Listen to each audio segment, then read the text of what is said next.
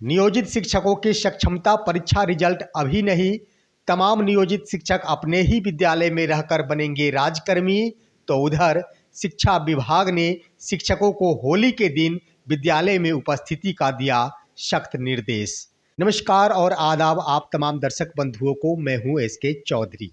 साथियों, बिहार की शिक्षा जगत से जुड़ी और तमाम नियोजित शिक्षकों से जुड़ी अहम खबर है। इससे पहले कि हम इन खबरों को विस्तार पूर्वक आपके समक्ष प्रस्तुत करें, जिन्होंने अभी तक हमारे इस चैनल सुसत्य वचन को सब्सक्राइब नहीं किए हैं वो कृपया सब्सक्राइब कर लेंगे। साथियों, एक तरफ जहां बिहार के तमाम नियोजित शिक्षक माननीय पटना उच्च न्यायालय के न्याय निर्णय सुनने के लिए व्याकुल हैं, तो वहीं बिहार की शिक्षा विभाग भी पटना उच्च न्यायालय के न्याय निर्णय का इंतजार कर रही है।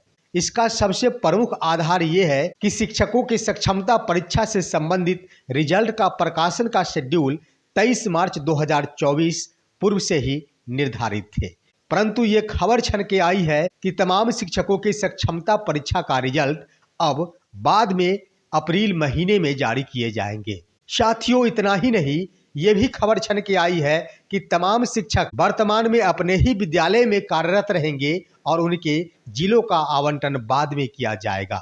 इसका सीधा सीधा अर्थ है कि तमाम नियोजित शिक्षक अपने मिशन में कामयाब होते जा रहे हैं। साथियों, जिस दिन माननीय पटना उच्च न्यायालय द्वारा तमाम शिक्षकों से संबंधित बेशर्त राजकर्मी के दर्जा से संबंधित फैसला को सुरक्षित रख लिया गया था, उसी दिन मैंने अपने वीडियो के माध्यम से आप सभी को बताया था कि आखिर माननीय पटना उच्च न्यायालय का न्याय निर्णय क्या हो सकता है। और उसके अंतर्गत ये मैंने बताया था कि अगर सक्षमता परीक्षा रिजल्ट से पूर्व न्याय निर्णय आ जाते हैं तो सक्षमता परीक्षा का कोई महत्व नहीं रह जाएगा।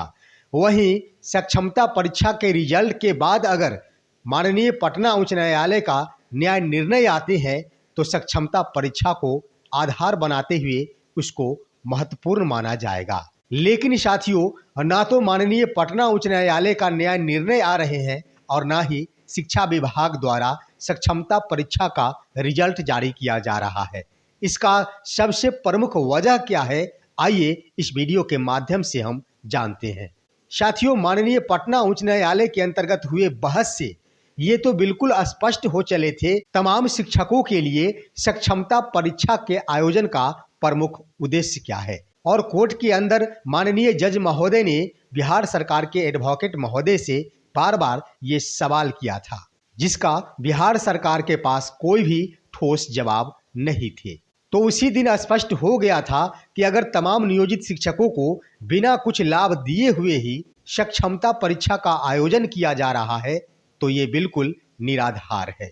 और इसी तरफ अब बिहार की शिक्षा विभाग भी बढ़ रही है और आगे कदम बढ़ा रही है, जिसका सीधा सीधा उदाहरण है कि अब सक्षमता परीक्षा का रिजल्ट अप्रैल महीने में आएंगे। उससे पहले निश्चित रूप से माननीय पटना उच्च न्यायालय के न्याय निर्णय आ जाएंगे।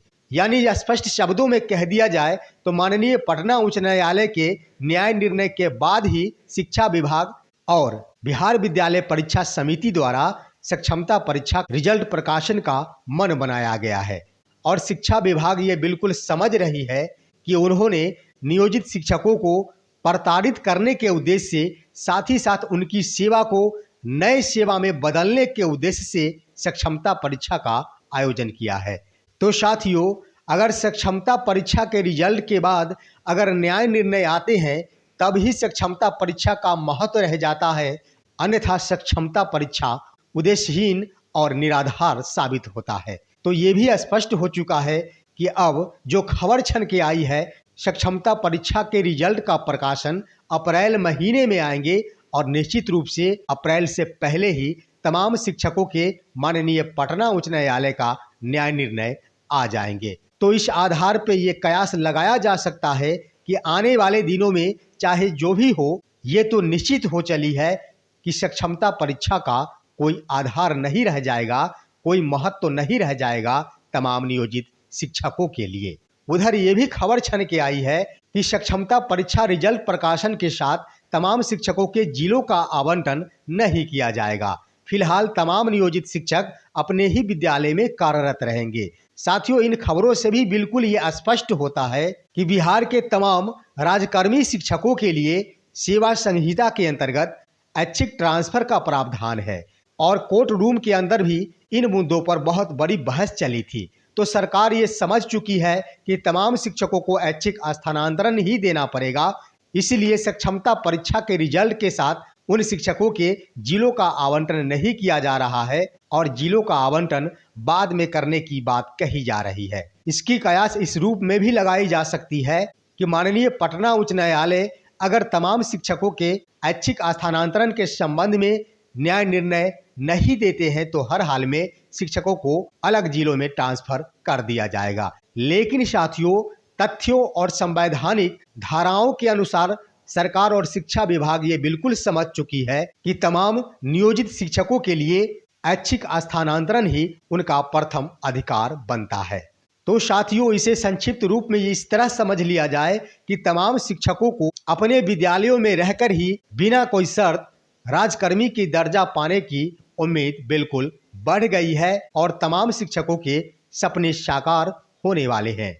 उधर साथियों, बिहार के शिक्षा विभाग ने बिहार के तमाम शिक्षकों को होली जैसे महान पर्व यानी 25 मार्च 2024 को विद्यालयों में उपस्थिति का सख्त निर्देश दिया है।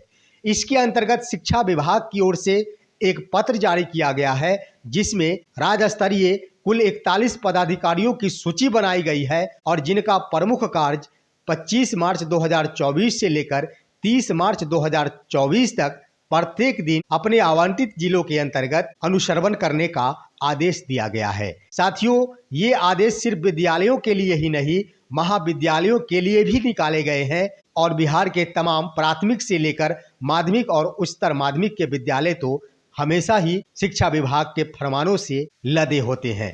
लेकिन इन आदेशों के खिलाफ बिहार के तमाम शिक्षक काफी गुस्से में नजर आ रहे हैं और उनके द्वारा विरोध प्रदर्शन किया जा रहा है कि आखिर तमाम शिक्षकों के दोहन की प्रक्रिया और प्रताड़ित करने की प्रक्रिया कब तक चलती रहेगी। आखिर किन गलतियों की सजा भुगतनी पड़ रही है बिहार के तमाम शिक्षकों को और किन पापों का दंड भोगना पड़ रहा है बिहार के तमाम शिक्षकों को। लेकिन साथियों, कुछ शिक्षाविदों का कहना है कि सत्य परेशान हो सकता है, पराजित कभी नहीं।